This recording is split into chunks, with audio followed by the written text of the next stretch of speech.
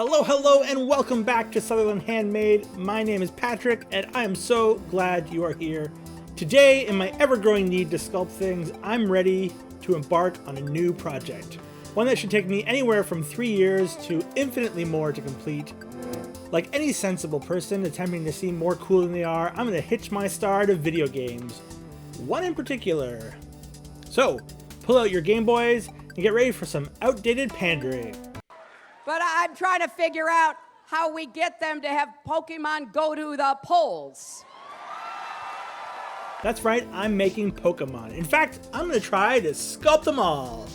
Starting with the original 151 Pokemon, we are getting ready to go on a journey of creaturely wonder.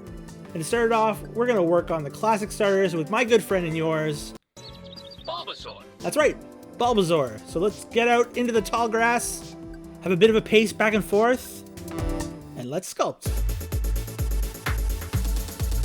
As always, we're going to start with that body shape, trying to get it just right using aluminum foil and covering it with clay.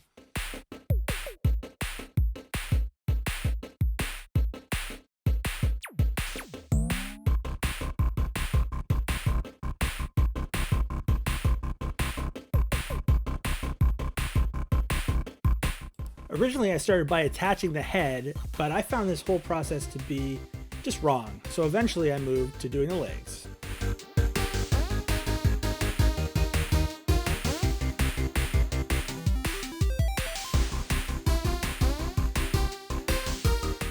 I pre-rolled out the legs to the same size so that they would be close to what I wanted, and started to attach them.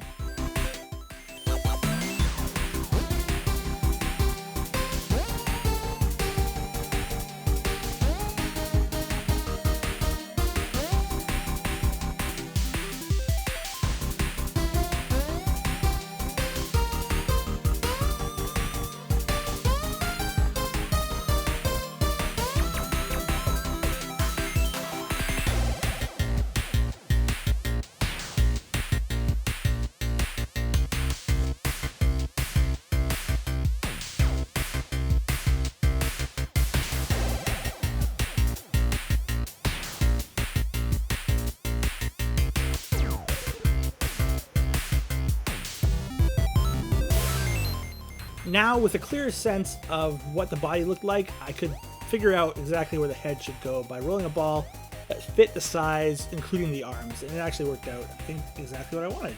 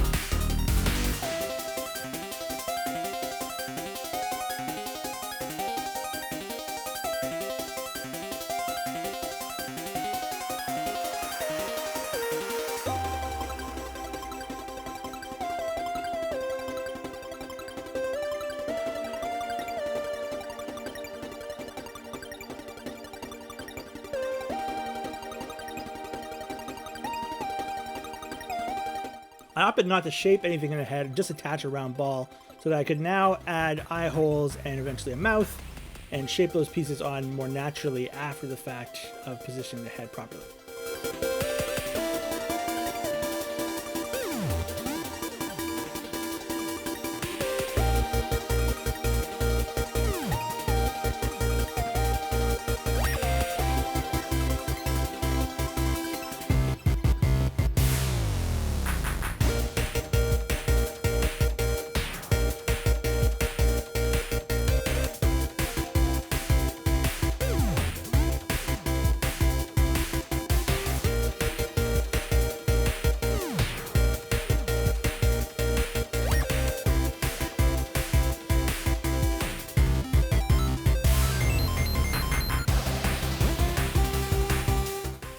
One of the things I'm trying to do with this particular build and with these Pokemon builds is try to make them more like real animals and not just cute cartoon. So the eye socket here, I'm trying to make it look exactly like a more natural looking eye.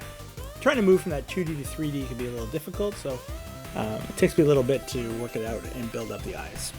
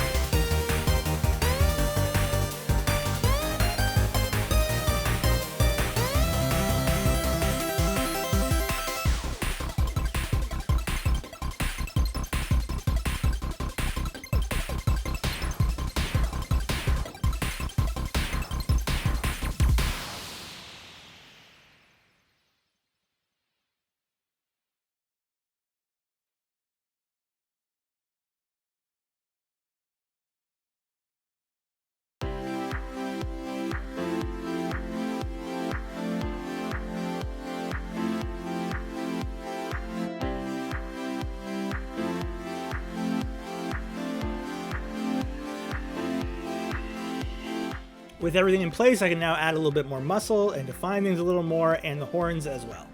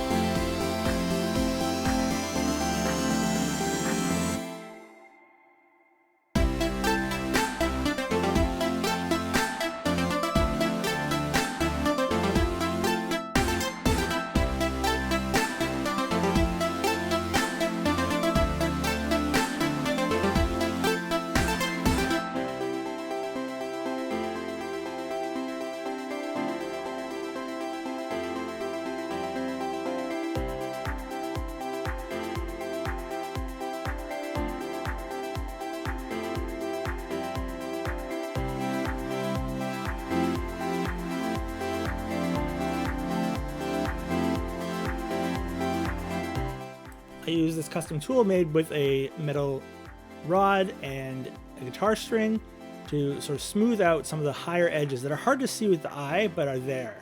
And so I rub this over the top of the surface in order to get things smoother than they would be just naturally.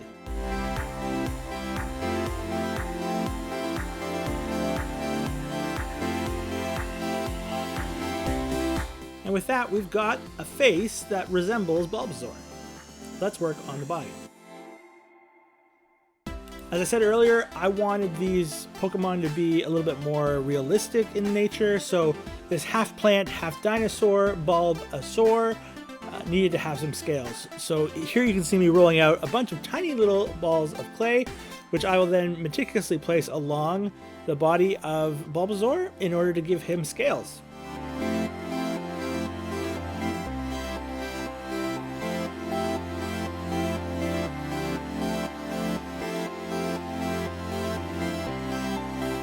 I am going to be attaching the giant bulb on the back, so I did a circle of these scales and didn't bother with filling in the whole of the back.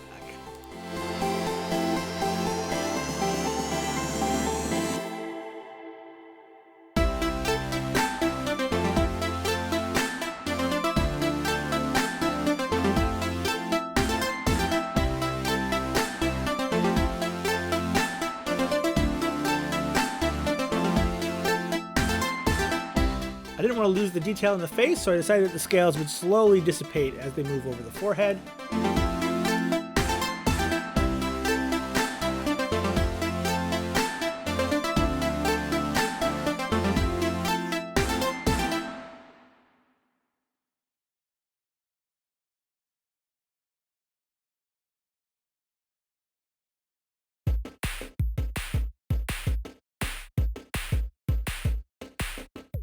Added some extra details, include the claws by rolling out tiny little triangles, poking in pilot holes, and then putting them into the holes.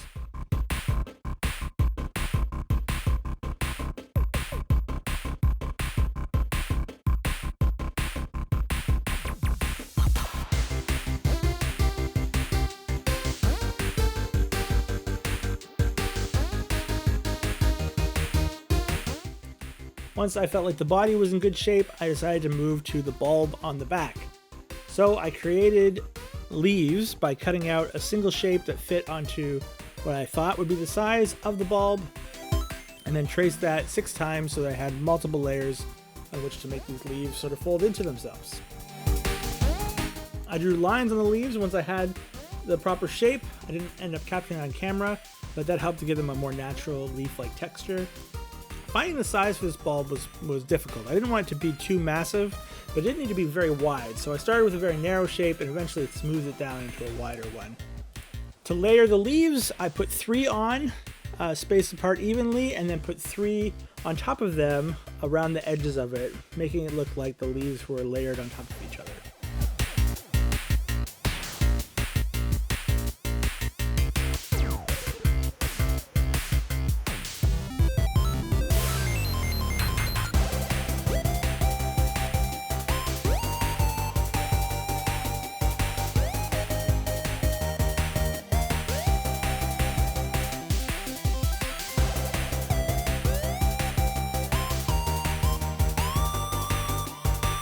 Added fangs as well as some larger plates that would eventually be colored in the darker green.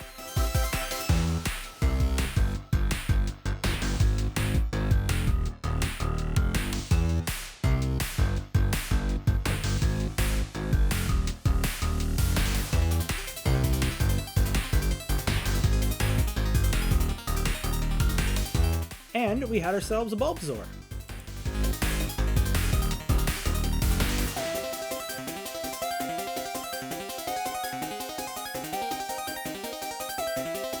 And now it's time to paint.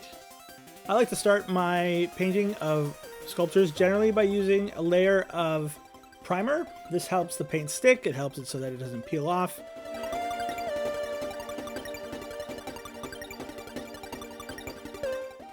To make the main color of Bulbasaur, I took some phthalo green and some light blue, which is the best blue that I had, and mixed them together with a little bit of white.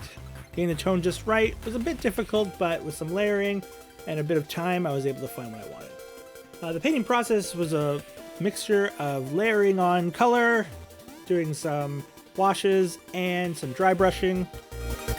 I've put together a time-lapse of it here. I hope you enjoy.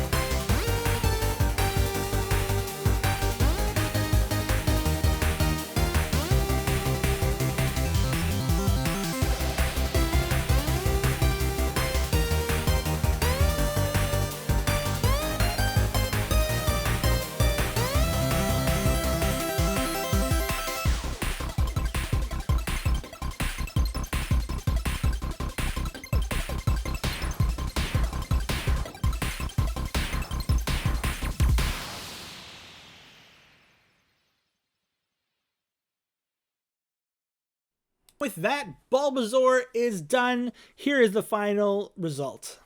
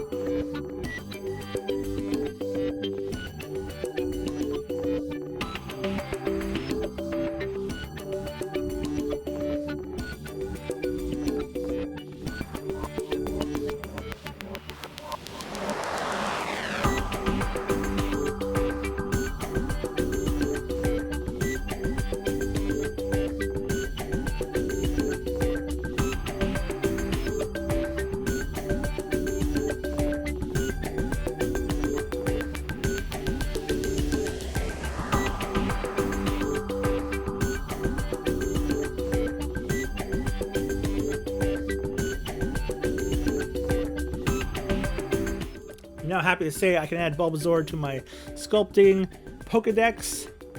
150 more to go.